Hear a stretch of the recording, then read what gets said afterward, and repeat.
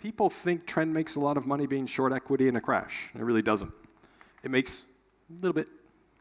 It makes a lot more from things that you kind of don't expect. Bonds, commodities, currencies. Commodities because it's risk off, currencies because they're risk off. And bonds, historically, it's been long.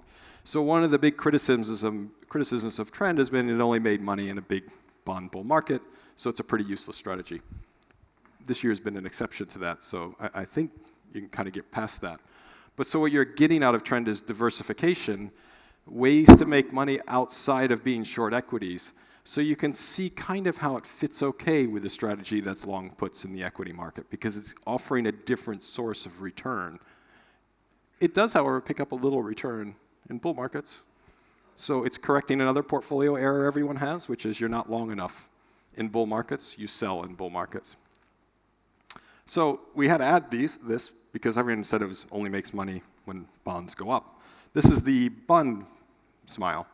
So in the worst bond markets, you can see it also makes money. It's doing well in commodities, it's doing well in bonds, and it's doing well in currency. So what you're finding is that trend works well in both environments. Most of you probably know this has been a banner year for trend, and most of that return is not from equities. We're losing money in equities, don't tell anyone.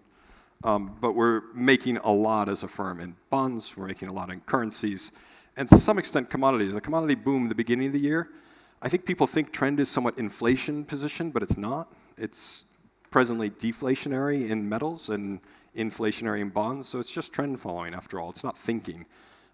But it doesn't always give you what you expect. So it's a very weird position that it's in, being short bonds and inflation, but also short metals. So it's basically short all asset classes right now.